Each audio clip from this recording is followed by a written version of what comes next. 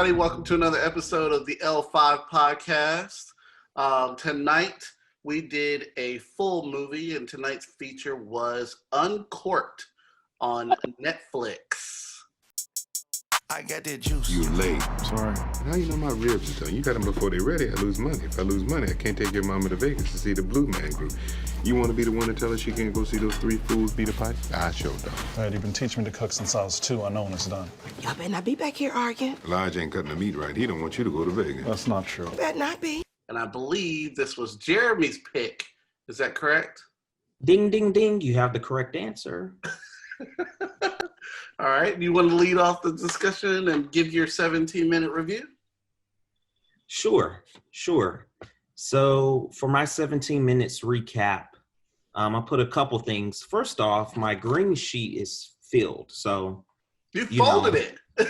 Huh? You folded it. Yeah, well, because it's all filled with text. And so there's literally too much text. There's no room. So I upgraded to a Hobby Lobby tan colored sheet today.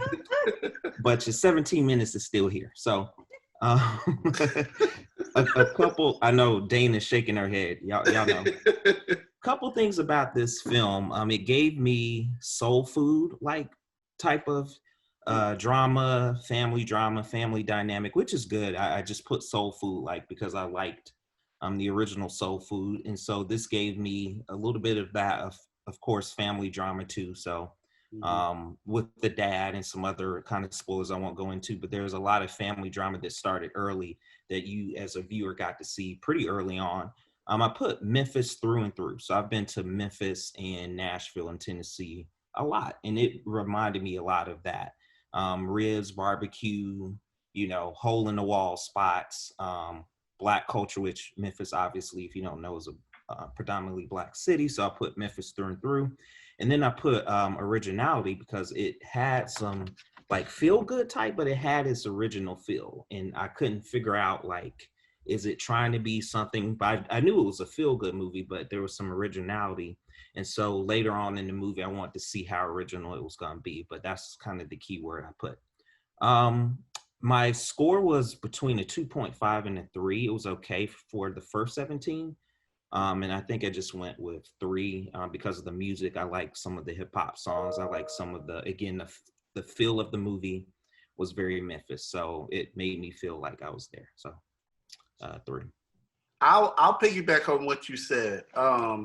I also gave it 3 stars. I'll just go ahead and bust out my rating. It was 3 stars at 17 minutes. I like the environment. So what you were saying, you liked the feel of it and everything. I agree with you. The environment was really nice. It brings you straight into the barbecue joint atmosphere, literally, like just walking through the back door and everything like that. I thought that was really a cool way to introduce the environment and what you were getting ready to see and just pull you straight in. I could smell the smoke through the TV, like the way that it just felt like I could smell it, like you would have smell-o-vision by watching this movie. I grew up, around barbecue and stuff like that growing up and everything like that. And again, with like you said, I've been to Memphis and you smell it just like walking down the street, just driving in your car or whatever, just smell barbecue everywhere. So I got that. I wanted to taste it. I liked the cast, Niecy, Nash. I can't say the main actor's name. I'm going to butcher his name. Mamoudou Athie, I guess you could say his name. I don't know. I'm butchering it, but, the main actor, and Courtney Vance, is always fantastic. And I loved seeing him here after recently seeing him in Lovecraft Country. So that was a nice touch, and glad that I saw him here because I couldn't remember exactly who was in the cast. And I said that there is he sounded like Barack Obama, the main actor. I don't know why. It was just his pronunciation, his delivery. He sounded like Barack Obama to me. And there's 2 other things I was going to say is that there is a trope and you feel it in the first 17 minutes, at least for me. There is a trope in Black film that bothers me. It's part of a recipe to make Black films, I feel like. and it's basically every scene transition is made with a hip hop song. And I understand that hip hop plays a big character or a big part in this role, you know, to bring you into the atmosphere and in the environment. But it was a little bit too much. It was a little heavy-handed. And after a while, it just kind of get on my nerves. And it's only because it's something that I noticed and that I've seen in the past. And so I automatically was like, okay, here we go again, you know, with this trope that they use a lot of times in Black film. And so that bothered me. And then I also said that I wanted to eat that Southern dinner that his mama cooked. That was at 17 minutes. And when the Southern dinner came on the table when they were getting together and eating dinner, I was like, mama did it. So yeah, 3 stars for me. So what I was going to say, the first thing I said was from the first get-go when the ladies come into the wine shop, I wrote, these chicks do not shop in a wine store. They straight up read grocery store wine all day. So I thought when they first came in, I was like, I was kind of thrown off a little bit because these, just by the way they were talking when they came in, they're not wine store girls. You know, I kind of was like, where are we going with this?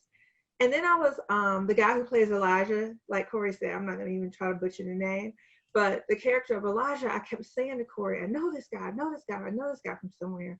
And I've seen him and I like him. So he was in Underwater, which we like, and that was a pretty good movie. But he was also in Patti Cake, and I don't know if y'all saw that movie. I think it's a Netflix original. If you haven't seen it, go see it. It is actually it's really, really good. It's one of those films that you don't expect to like, in my mind, for the kind of films I like. I don't expect to like, but it was really, really good. And it's, I won't get into it because that's not movie reviewing. But anyway, so I realized where I knew him from. And so I like him. I wrote, I love the cast and the characters feel authentic. That was like one of the biggest things that I felt that 17 minutes. Is these people felt real to me. And so I really like that. I said, I'm interested in the story at this point. I liked his rapper to wine comparison, but I'm not sure it really explained anything. Like, do you eat it with fish, meat, popcorn? That's a shout out to Olivia Pope. Or sweet, dry, all that stuff that I absolutely know nothing about. I didn't really feel like his little wine to rapper reference would have helped me if I was truly somebody looking for a wine or wanting to know more about wines. It was cute, but I didn't really think in real life that would work. Anyway, at this point, I liked it. I was into it. I gave it a 3.5. Yeah, I would say that I think that exchange felt like he wasn't quite sure. It was almost like he wasn't realizing that he was flirting. And so this is what I wrote. So Elijah is stuck.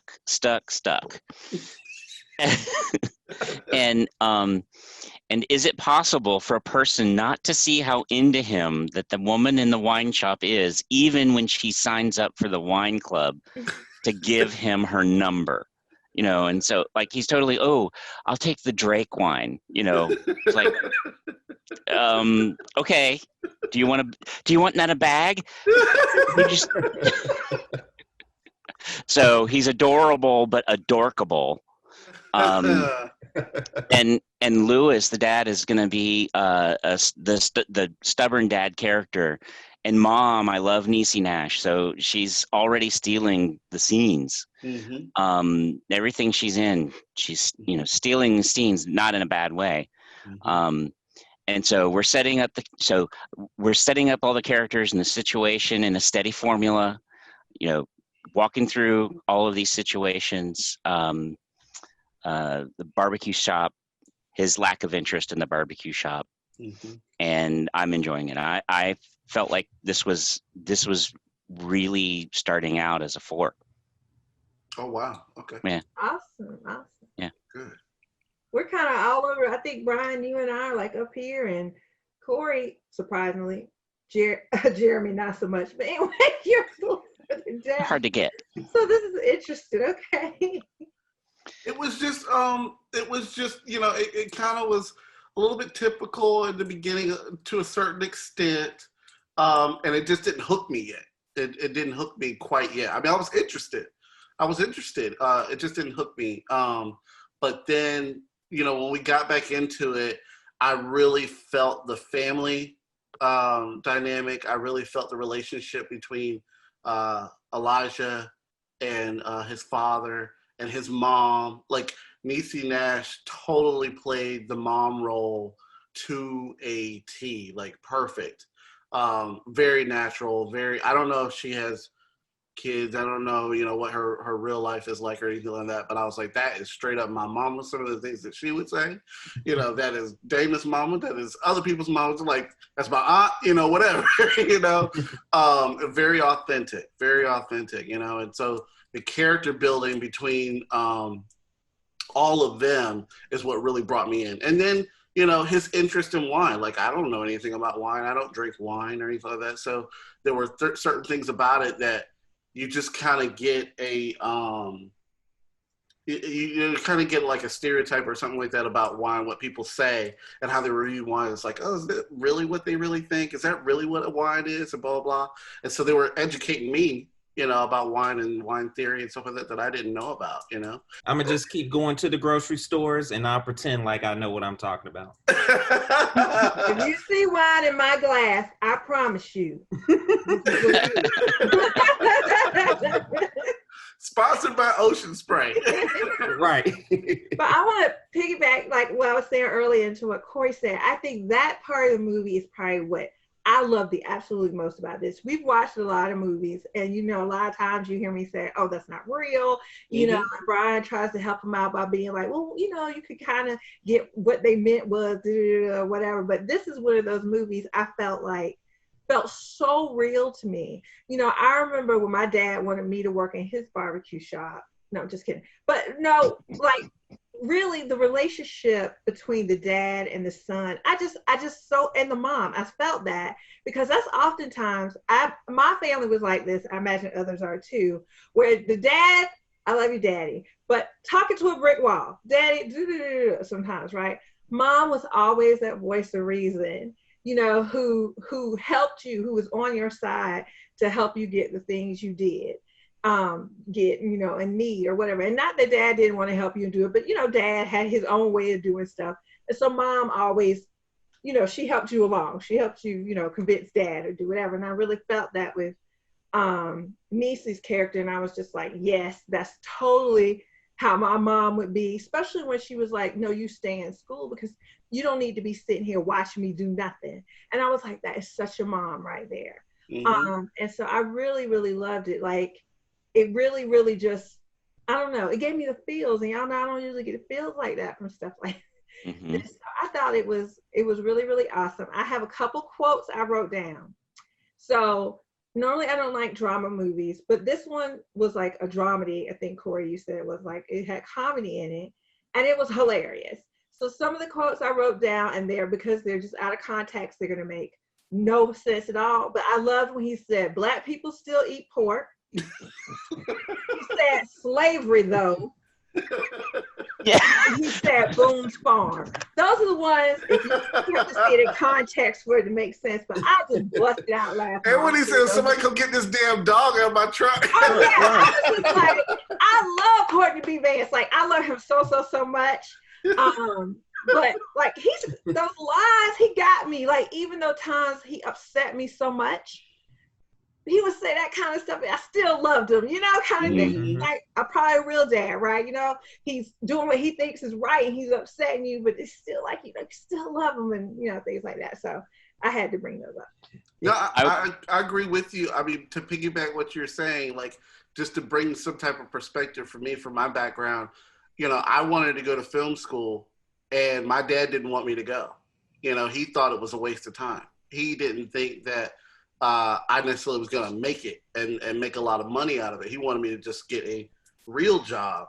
And I really didn't know what I wanted to do. I just knew that I had interest in that field. And so, and I understand where he was coming from, but I also knew in my heart what I really wanted to do. And so it was my mom who was the one who was there, who was like, let him just do his thing. Let him just try it. It's not a lot of money. It's not a huge school. Let him just try it and see what happens. If it doesn't happen, maybe he'll have something else to fall back on. And so we kind of compromised. But there was that struggle of my dad wanting me to do one thing. I mean, my dad wanted me to go to the military because he was in the military. So I could totally relate with the story that was going on in this film. And I think that's another reason why I liked it so much. It's because it's very relatable. It can be very relatable in certain situations. And to add to that, a lot of Black men, especially when our dads or our parents go through stuff, they want us to manifest that. Either continue it, go through it just like they did, or particularly it's a family heirloom. So it might be a business, it might be a certain trade, it might be, we might not be making a lot of money, but this is valuable for our family. And so, yeah, I did like that about it, because I know while my dad didn't have any restaurant business and such, there are certain trades that he's passing down to me that I can't escape. I can go to Paris, France right now, but that fool gonna call me and say, Jeremy, did you do what I told you to do? And it is what it is. If I don't have an answer, I ain't gonna say I'm gonna get cursed out, but I'm gonna get something. So, but for me, as I got older, I started to see like why that is. Hence, in the movie, you started to see him starting to manifest some of those things that his father, like him or not, he started to manifest some of that. And, you know, not to spoil it, but there are things I think for Black men, particularly that hard knock life that Jay-Z talks about is pretty much what this movie kind of went through in different tropes that Corey talked about. But I like that. I like movies that are honest and that keep it real, because not every Black man goes through that, but we know somebody who does if you don't go through it. So there were scenes between the son and the father that I thought were written really well, because they really were pulling you through that really stilted and painful dialogue, those pauses where later in the film, after a lot happens, the son, you're just rooting for the son to finally have that moment, or have that aha moment with his dad and say something like thank you. And I'm thinking, okay, this is where they're going to do something. They're going to finally say thank you. And of course they don't, because that doesn't happen. Well, I'm sorry. And it was so much better. Yeah. And it was so good, even though it's like you kind of wanted that to happen, but they didn't do that. And I think that's really powerful writing, because they're really manipulating you to really feel and want to see this happen.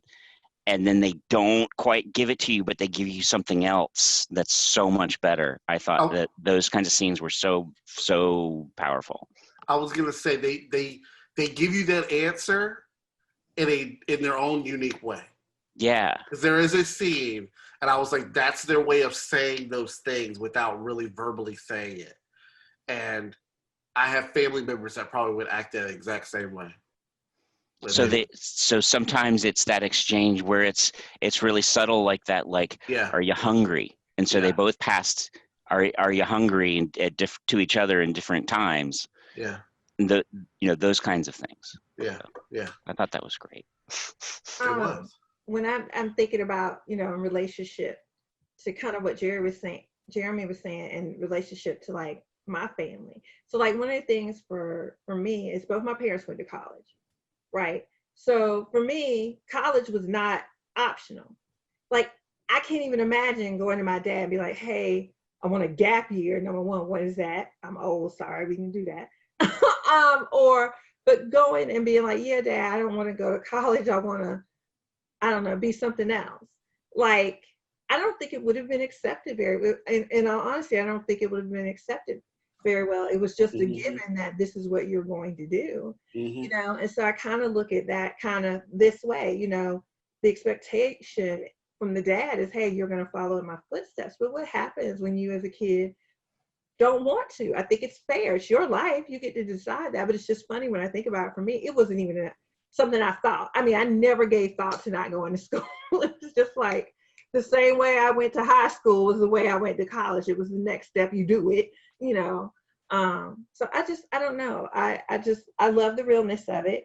I won't give the total end spoiler, but I will say I liked how it ended better than how some other movies have ended, in terms of it doesn't wrap it up in a pretty little bow. I'll say that.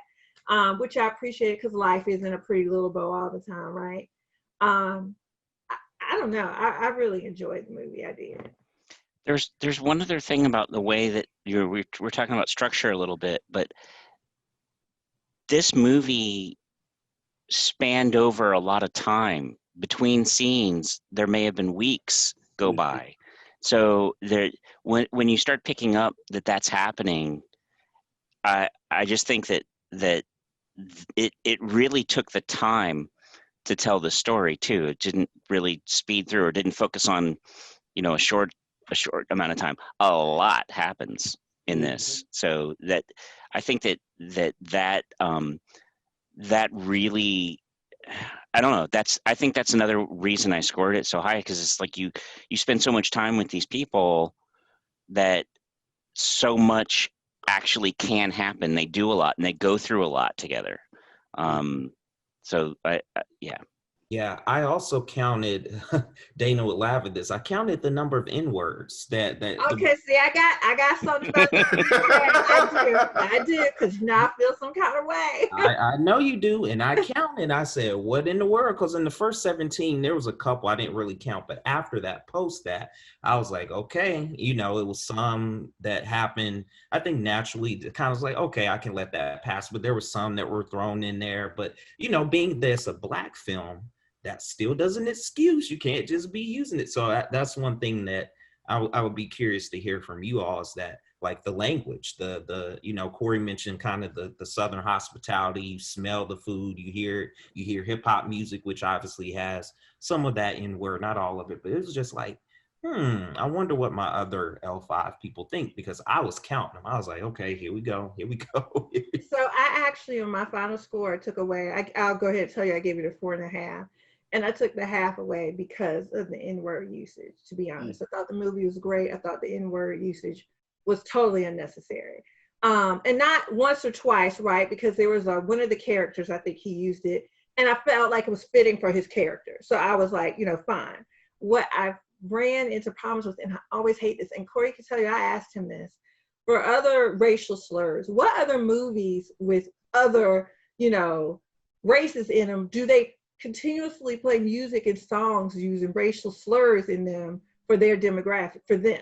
I don't watch movies like that. I don't see stuff like that, so it does bother me. And I know some people want to take it back and own it, and that's all great and fabulous, but in a movie, I don't like to see anything that's not necessary to the whole point of the movie. I don't want to see a sex scene where sex scene doesn't belong. I don't want to see that kind of stuff that doesn't propel the movie forward or doesn't help me understand what's going on in this movie. And so a lot of it, unfortunately, was in the rap music that was played. And I feel like, they could have avoided that, because it's not like you play the whole song, right? So pick out the part of the song that doesn't have that. I could tell you, I've gone to movies with my non-Black friends before, and sometimes that stuff makes me uncomfortable to be sitting up there hearing that, and I'm sitting there, it just, I don't like it. So yes, I thought there was definitely too many of them that did not move the movie forward or make sense with what was going on. So that took me away a little bit. So yes, Jeremy, I definitely noticed it. I sure did. Yeah, the music, back to what you were saying about the music, it's some of that music and some of those artists, like, I have my captions on, like Yo Gotti, Moneybagg, all these are new rappers, contemporary rappers that have albums out now.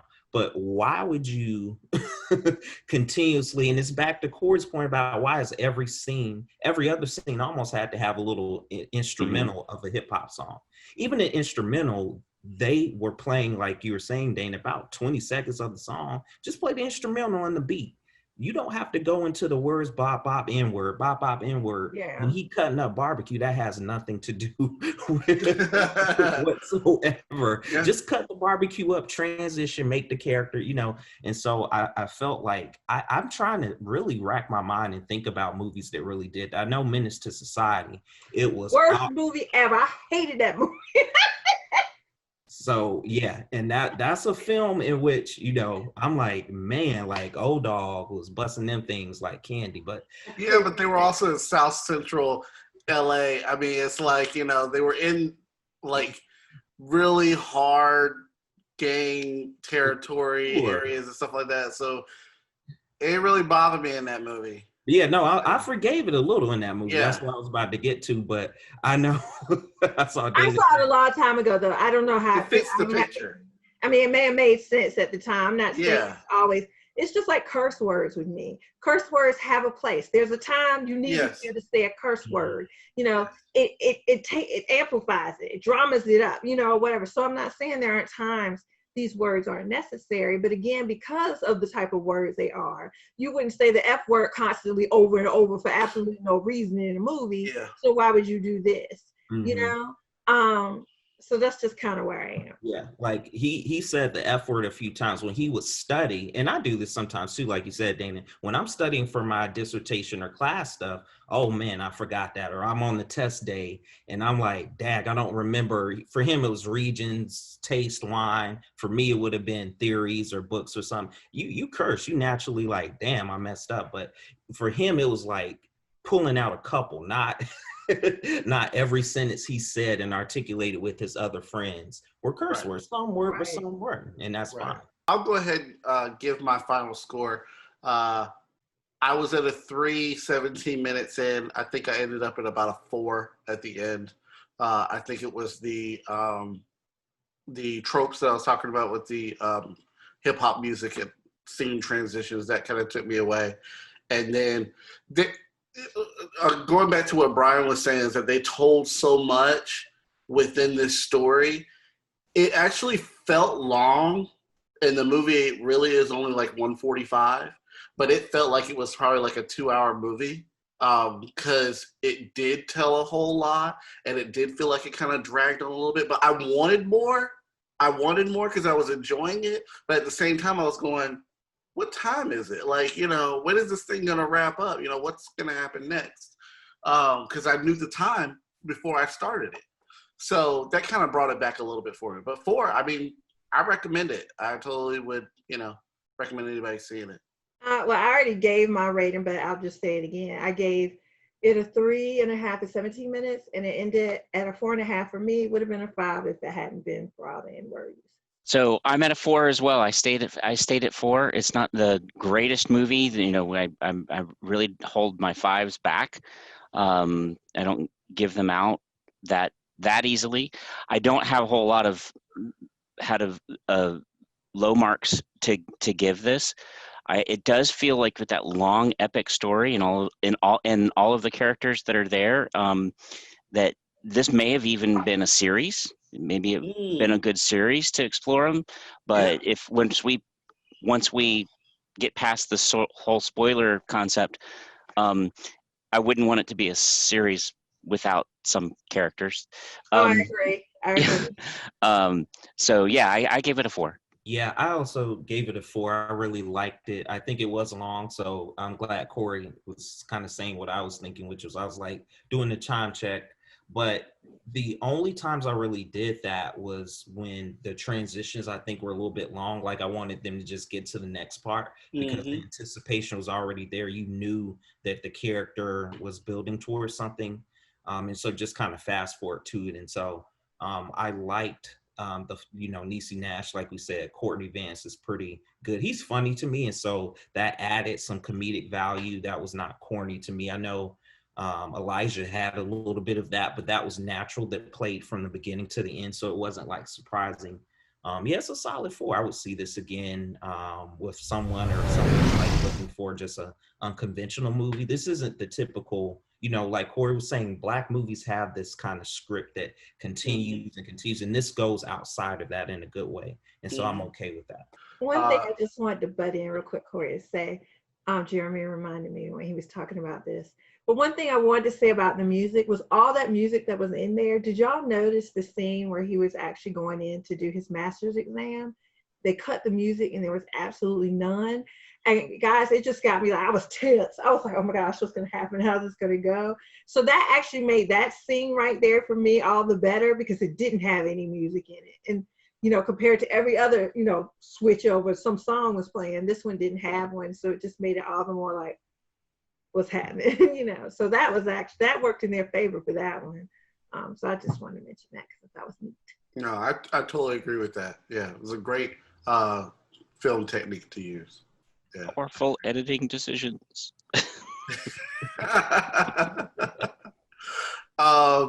Okay, so that wraps it up for this episode without spoiling anything. So you get our final review, our final scores. If you want to hear anything, hear a spoil what's gonna what happened in this film, because we're about to get into it in just a minute, because I have some things I wanted to say. Please continue to watch. Warning, warning, warning, warning. Let's get into some spoiler talk here for Uncorked. I was sad. I was sad too, Brian. And y'all spoiled it to me for a little bit. I was like, you sent the crying emojis, and I looked at that, and I'm like, oh yeah, I know. I don't like seeing her sick. It was like a couple minutes early. I said that to Dana. I said, I think he's he doesn't know. Yeah. I was like a few minutes behind, but I kind of knew in a way. Anyway. Well, as soon as somebody gets cancer, I mean, yeah. you know. Well, I hated it, but I think it was needed to push their relationship, right? Right. So it was, again, I understood why I was there, but I love Niecy.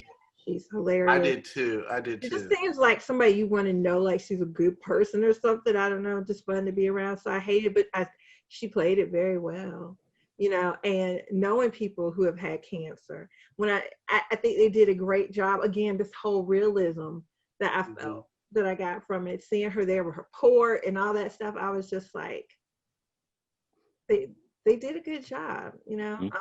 But yeah, I hated it. I was like, y'all are really trying to get me to cry over a movie, and I'm not doing it.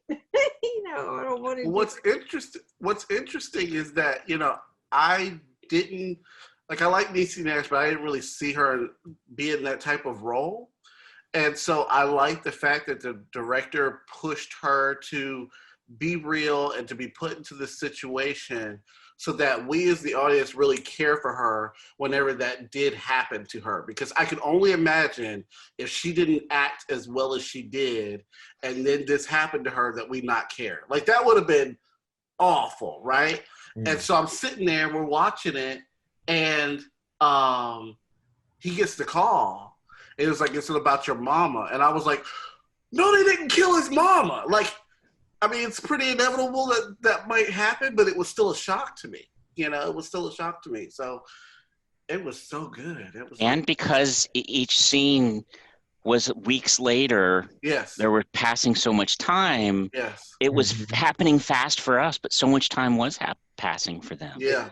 And they kind of played with that notion too, what you all were saying, because there was a scene where he was just calling and the dad picked up. And he was like, what you want? You want your mama? Like, and again, it reminds me of my parents. Like, sometimes I'll call, like, now my parents both got cell phones, so none of this giving the phone. You answer your own phone. But before that, it was this notion of, like, who you talking to, Arlene or Anthony? And, like, just, I just want to speak to who I want to speak to. But that was kind of what Corey was saying about the death. I was like, dang, that's the call. But it ended up being the dad, kind of like she's in the hospital. Yep. And then happen after that. So it was like this nervous, like, when is it gonna happen? Which call is it gonna be? So yeah. And then I'll go ahead and jump to the end about, I love, it's so many movies we get that happy ending in terms of everything works out perfectly. But sometimes a happy ending happy doesn't mean perfect, right? It doesn't mean that I have to get 100 and be the best one. And, I was so like, Lord, please don't let him not get it. And then he'd be like, oh, it was a problem with the computer and the adding, and you actually, passed. Like, I didn't want any of that. Real life is so many people take this test and fail. You're probably likely to fail the first time. It seemed like, based on what they were saying. Now, I will say, for his friend to have passed, I didn't believe that for nothing. Yeah. I'll tell you that right now. He passed this because he hired somebody to take the test for him. Like, there's just no way his friend passed. So that, I was like, I forgave them, Brian. I did. But I felt like that was bull. But yeah, I was glad to see, because to me the happy ending was he didn't give up, right? Yeah. He's going back, he's doing it again, because I think earlier, his dad even talks about how he tries stuff that's too hard, and all the stuff he's tried and he's given up. He didn't give up. He loves this. This is what he really wants to do. And to me, I still got that happy ending, but it didn't have to be that perfect happy ending that a lot of times people put in movies. So I was really happy to see that. Like when we see somebody who's been thrown up a wall and cut in half and all this stuff, and in the end they're alive and just limping their way out of the building that just blew up with them in it. Whatever. This was just like I said, I liked it. Yeah. And he got his dad's full support. Right. Absolutely. Right.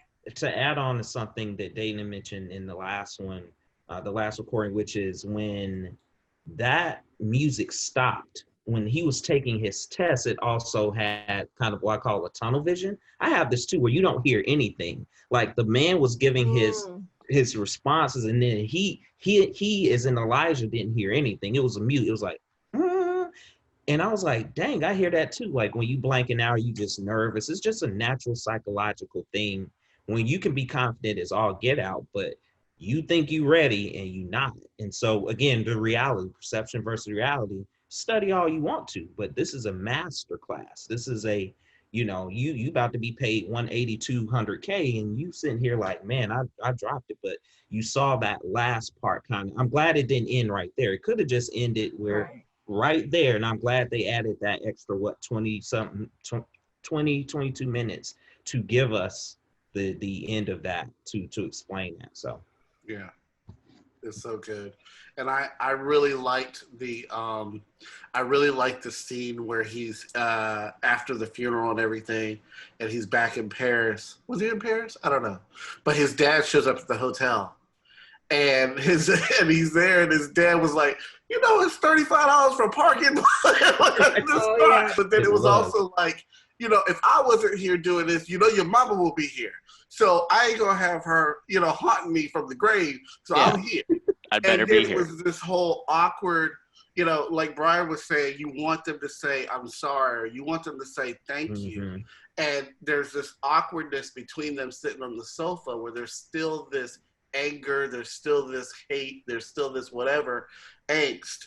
And the way that they say, I'm sorry or thank you is by playing dominoes and drinking some wine. And it was like, you say it with just movement. You don't say it with words. You say it with emotion. And sometimes that's how families do. I mean, it's like, depending on the relationship with somebody, I know some of my family members, if something like that was to happen, that's how they would say thank you. That's how they would say I'm sorry, instead of being able to verbally say I'm sorry. It's just a way that some people communicate, depending on their relationship. And I felt that was extremely, extremely real. You show up. You show up. Yeah, you be there. You show and up. that's it. That's enough. That's all it is. Dad in the back of the auditorium. I didn't know he was going to be here. Exactly. That's exactly right. That's exactly right. We see that in other films all the time. They walk through the curtain, or they show that spotlight. There he is. So same type of thing. I love the different characters. Not too long, but they were funny too. The boy was like, you in the back seat getting some hit. I was like, whoa. Yeah. But we all got family members who, like, I call them off the chain family members. You just gotta watch them around others. I'm just like, but the food, the music, the feeling, the graininess of the camera. I mean, it wasn't really grainy, but it was very clear. But you can tell there was some just kind of undertones within the shooting. It wasn't a lot of night scenes, but like it just felt pretty smooth when they went overseas. I've been to Paris a couple times. It felt just like Paris. I mean, that overseas, that was like very natural, and they didn't overdo it either. Again, like you were saying earlier, Corey, a long movie, but I was like, how long are they going to stay in Paris? Are they going to keep him over there? Are they going to bring him back? Obviously, we saw what happened, but Paris is, I would guess that would be the home of wine. That's where I was guessing at the beginning of the film. So I was like, are they going to take him there? And they did. But obviously we saw what happened, but that was back to what Dana was saying about the happy ending. I was like, I hope there's something there. There's something with the father that's going to bring him back. Obviously going through the film, you don't know. And then you end up getting the answer to that. But yeah, don't give us the answers. I hate movies who cut, the paint by color and you just go by it and it's very easy to tell. Make it complex. A lot of relationships are complex, especially Black ones, I'm telling you. So the fact that they manipulated that for the viewer, whether you're a person of color or not, that's what I like about it. You don't, me and Corey talk a lot about Black films, and a lot of them, we have seen it and analyzed, Medea, that have really done a bad they've really done a bad job of that. Don't like it there's no content. There's a little bit of content, a little bit of humor that's not really funny, and then a story that's very forgettable. This to me was the opposite. What happened? No, David? I'm still here. I was trying my best. I got hair in my eye. Go ahead. Oh. Are you okay? I'm okay. Go ahead. All right. I agree with you, Jeremy, about the soul food reference of how this is very much like soul food. One thing I was telling Corey is like, if they say Beyonce's name one more time, I'm gonna have a fit. Like, I'm tired of shows always using Beyonce. Like, she's the only person who exists. And Corey was telling me they probably do that because everybody knows who she is. So, he was like, if he said some other artist, people would be like, who? And so I was like, okay, fine. Oh, so you're going to test me? I'm going to test you and see if... Why? One of these kids is not like the others. Brian did get the Drake reference in the first video. He got the Drake one right. I have a couple more things about the movie, though, I wanted to say. Okay, Yeah. go ahead, sorry. Before we go to the other, other things. But that sounds relevant. But we were talking about, Jeremy, you were just talking about the complexity of the stories and characters, no matter who they are. And one of the things about the side characters, like the girlfriend, she's a nurse, working in a doctor's office. She's the friend. I don't know what the real relationship was, but the friend is an audio engineer. Recording. They have real jobs. They're not stereotypical movie jobs. They're real jobs. That has to give it more points too. I mean, just to absolutely elevate those characters, make them more real. I thought that was really nice. Yep. There was a scene, and this is a spoilery scene.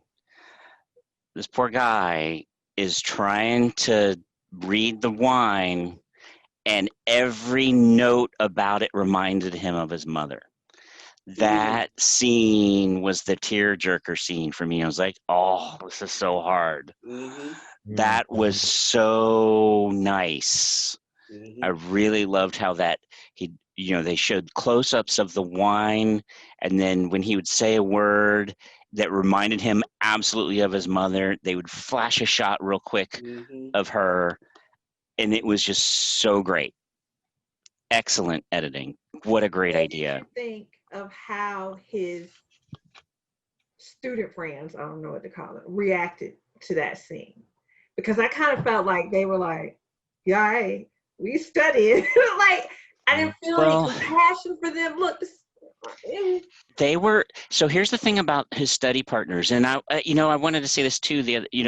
At the end when we saw that the one study partner passed, and we didn't believe it, like he wasn't any good. I would have believed it if his other study partner, the woman that he was studying with, would have passed. She should have been the sommelier that served her, them maybe. But anyway, but I really liked the dumb things that guy said all the time. I thought those were really good lines too. When you first meet somebody, you don't necessarily say, what, you'd rate me a 5, right? Feeling like really optimistic, like I'm a strong 5 out of 10, right? Like, I don't know. It's awkward. Yeah. Right. It just was weird enough that it was just like, that just didn't, those things just didn't feel written to me. They felt natural. Yeah. So I thought that's what made those work for me. But, and because the and I feel like in that scene the characters did know that he'd lost his mom, but I don't know. It didn't bother me whatever it was they said because I was still so focused on what he was going through. Yeah. I have a question. Yeah. Based on that too, Brian, when I guess the goofy guy, I forgot the character's name, not the Harvard guy, but the other guy, when Elijah went back to take the test and he was sitting there, was that the impression that he had felt the first time it was taking again? Because I remember seeing the camera. He was sitting, Elijah was getting ready to go, back, after his dad and, the mom died or went back. And his friend was sitting there as if like, hey, I'm about to take the test too.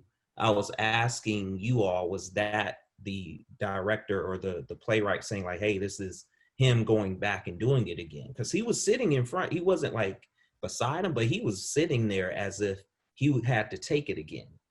And my question is that what y'all saw too? He was right Taking there. it again?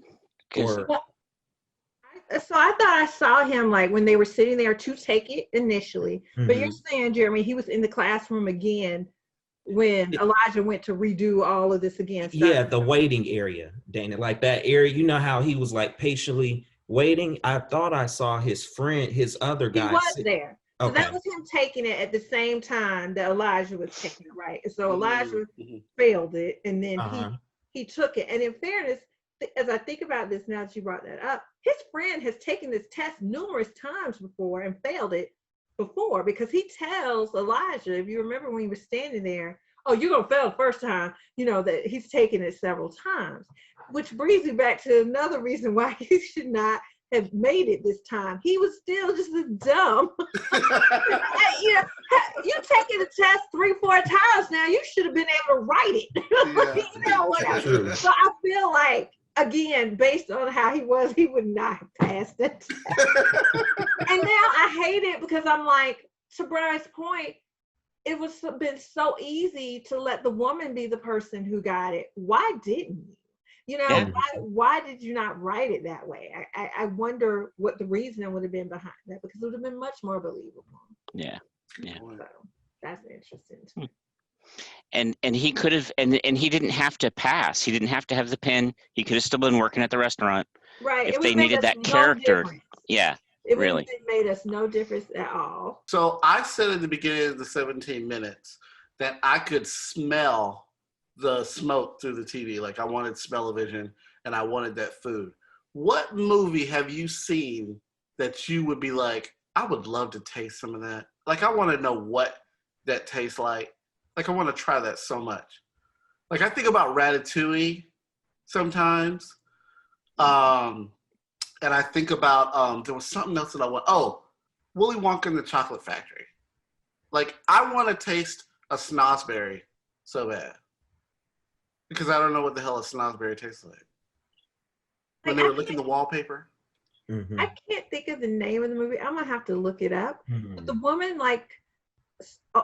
opens a bakery or something. I'm gonna see if I can try to find it real quick. But she opens a bakery and she makes all these pastries and stuff, and they just look so good. I would like to try those. You're not talking about the Julia movie, are you? Julia and Julia? No. Julia and Julia. Julia and Julia is a great movie. Where this woman named Julia cooks her way through the Julia Childs books and blogs about it during the early blog days. That was a fun movie. There's another one. There's every once in a while there's these really like luscious food movies that are just really sexy and like the Chocolat and those kinds of things. But there's this one movie that's got a lot of food in it that's not very sexy, but it's a lot of food, and it's just and I don't remember if the food is just as gross as all the stuff that's happening in the movie. But this movie is The Cook, the Thief, the wife and her lover. You ever seen that? I've never heard of it. It's a hard movie to watch, but it's a great movie, and there's so much food in it. I can't remember if it's just disgusting or amazing. you have to watch this movie. Like my friends and I in college loved this movie, but I don't remember how many times we watched it. But we didn't have it on VHS. But we would watch it every once. I've seen it a few times. But I think of food in that because it's at a restaurant and stuff happens at the dinner table in the restaurant, and there's so much is happening there. That's a very good food movie. I feel kind like of vicious. Parasite, we talked about food, or am I tripping? Did we talk about like there was some food scenes that we talked about in Parasite. I don't know why. In Parasite? Yeah, I feel like. When the lady was making the when the maid or whatever she was. Yeah. No. When the mom was making that whatever dish she was making with I forgot the name of the dish. Yeah. Oh, that looked so good. Ramen. The ramen. And it was a special. Yeah. That looked good. I thought you were talking about when they were eating in their house and they looked all sweaty and nasty. I was like, I can have that. No, not that one. No, but even when they went to the buffet, when they went, the family went to the buffet, I was like, oh, what they eating? That looks kind of good. What is that? Yeah. But yeah, especially when the mom was cooking that ramen stuff. I was like, I remember that. I could smell it. I think the name of the movie I was talking about may have been The Reservation. Yep. Glad I could share that. Twin Peaks. I always really want cherry pie. Huh? You have stock with them. You love yourself some Twin Peaks. David Lynch will come up in any conversation, won't he? So how's this going to end tonight? We have less than a minute. I think she already hung up. She did? Okay. Oh, no, there she is. Yeah. What? You were freezing. I'm sorry. Bye, y'all.